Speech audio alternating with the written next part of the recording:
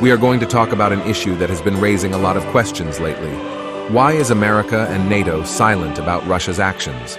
We all know that Russia has been engaging in numerous activities that threaten the security of certain regions. So, why are they allowed to carry on without any consequences from the world's superpowers?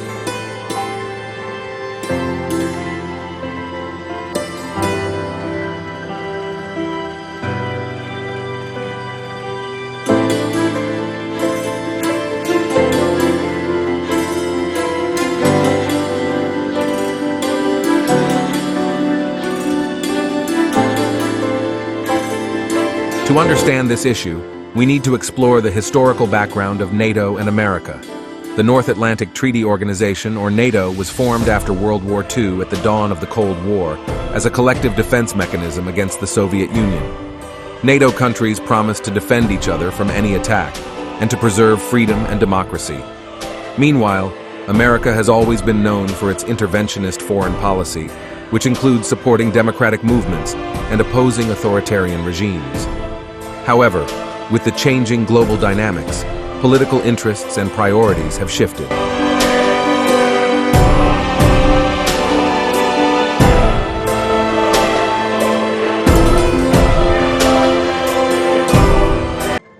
The truth of the matter is that many countries, including members of NATO, rely on Russia for their energy supply. Any major action taken against Russia could result in the cessation of that supply and severe economic damage. This makes it difficult for NATO to take strong action against Russia because of the potential consequences on its member economies.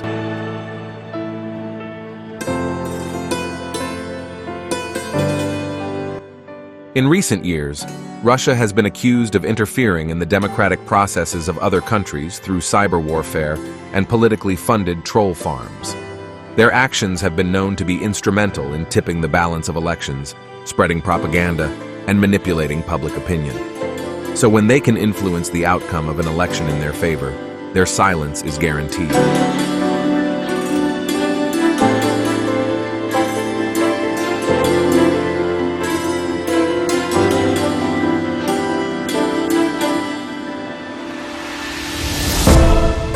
Fear of escalation.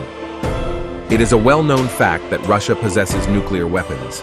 Any military action against them could escalate into a full-blown war with devastating consequences. NATO is fully aware of this and is thus careful about taking any action that could trigger such an event. The fear of escalation is what makes NATO cautious in its response to Russia's aggressive activities.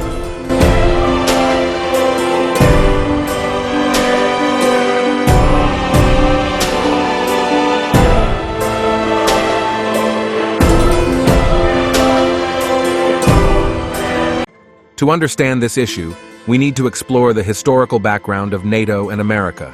The North Atlantic Treaty Organization, or NATO, was formed after World War II at the dawn of the Cold War as a collective defense mechanism against the Soviet Union. NATO countries promised to defend each other from any attack and to preserve freedom and democracy.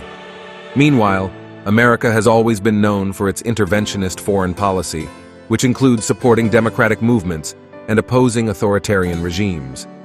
However, with the changing global dynamics, political interests and priorities have shifted.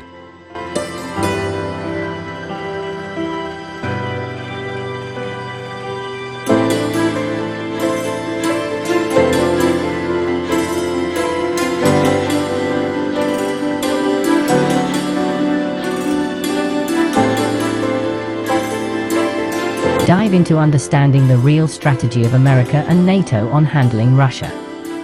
So, let's decode the mystery. Russia has always been seen as a major geostrategic rival of America, and it has been a prime concern for NATO. The tension between them has been increasing over time, and it has a huge impact on world politics.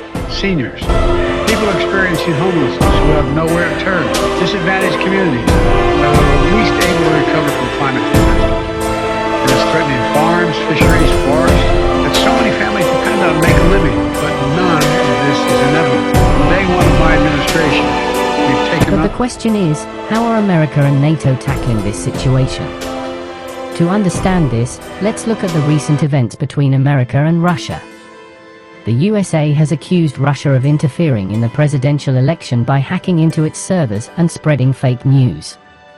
This has resulted in increased sanctions and tensions between the two countries.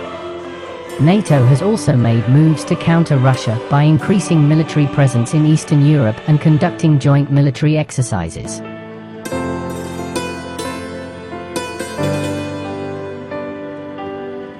But why are Russia and America always at odds? Well, there are multiple reasons for this. Russia's annexation of Crimea, support for separatists, the Syrian war, and increased military spending are some of the few reasons why America and NATO view Russia as a strategic challenge. However, despite these tensions, America and NATO are taking a diplomatic approach. They are still trying to engage with Russia on issues such as arms reduction, cybersecurity, and climate change. But that begs the question, why are they trying to build bridges with Russia despite the tensions?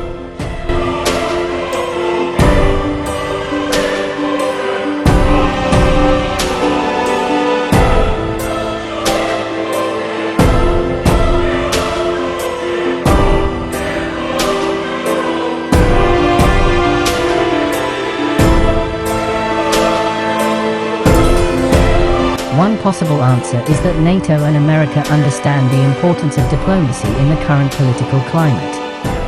They know that any escalations could lead to global instability and war.